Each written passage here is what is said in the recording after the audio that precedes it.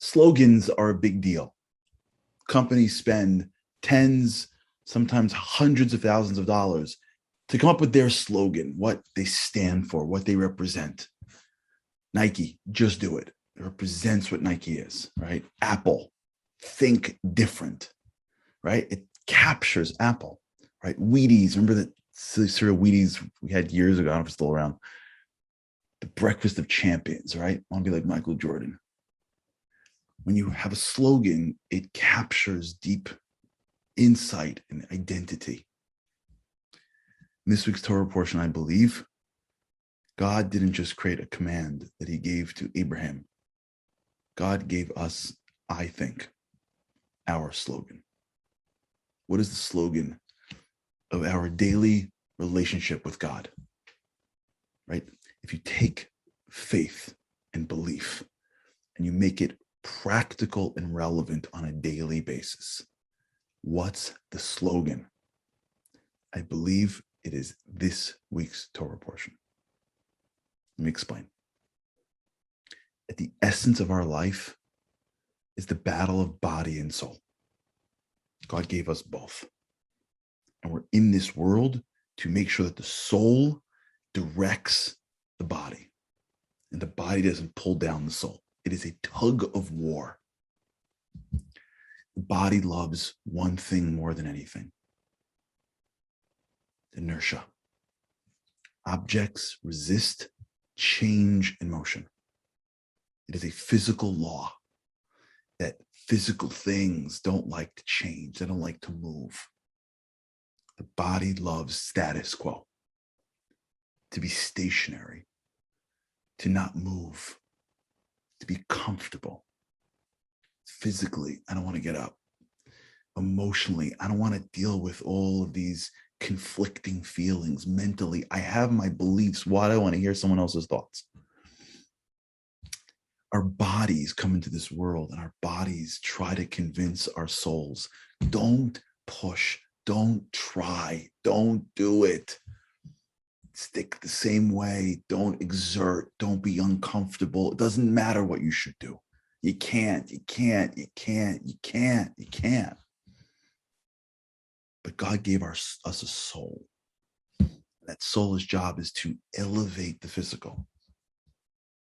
And if there's one thing that the soul hates, it's staying still. The soul wants to go. It wants to grow. It wants to move. It wants to change. It wants to connect. In many ways, the metaphor is a candle and the fire on top.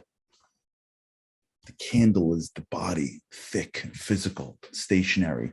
And that little wick, the little flame, just like searching to go up, pulling, moving every second. And what God does is God puts us in this world and he starts to throw us things. Obligation, temptations, challenges. Not because he's trying to, God forbid, hurt us. He's trying to get us to grow, to change. I thought it would be easy to get this job or get this or be married or have children or to try this thing out. I thought it'd be easy to be a leader of this shul or community. I thought it'd be easy for me to, I thought it would be easy. I thought it'd be comfortable. You're always being thrown something. Challenges, opportunities, mitzvahs, obligations, things not to do, things to do.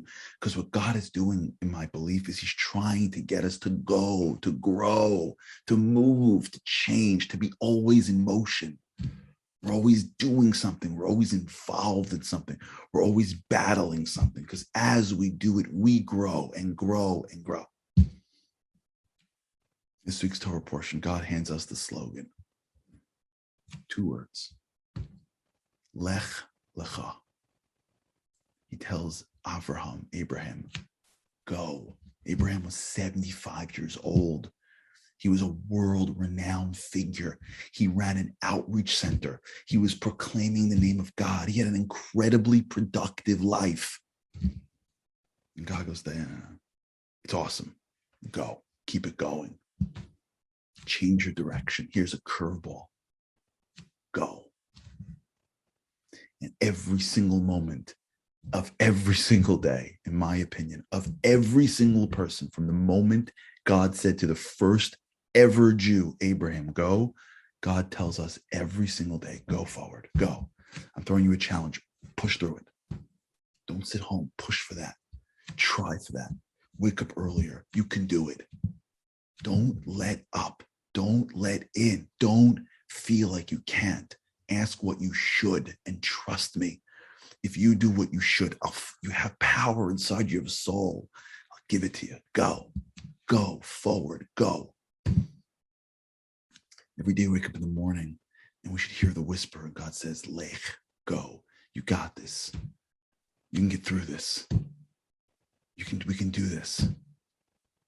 When a Jew hears Lech every single day, that command that God gave Abraham, even if it gets hard, you keep on pushing. And when it gets easy, you start pushing. But there's one more piece of that expression. God tells Abraham, Lech Lecha.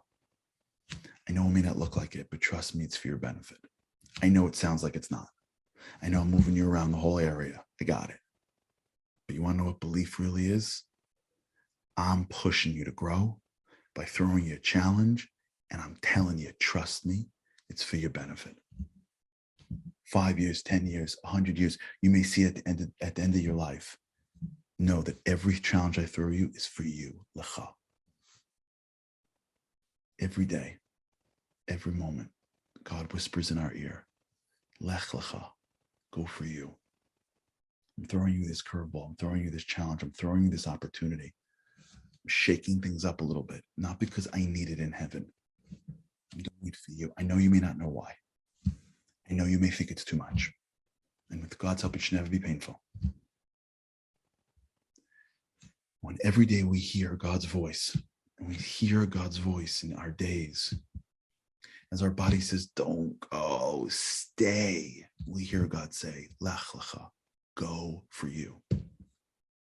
And every moment that we choose to go, when you collect those moments in one life and you connect them to the next life and you surround them by an entire nation, that's when we start to do crazy, amazing, wonderful things.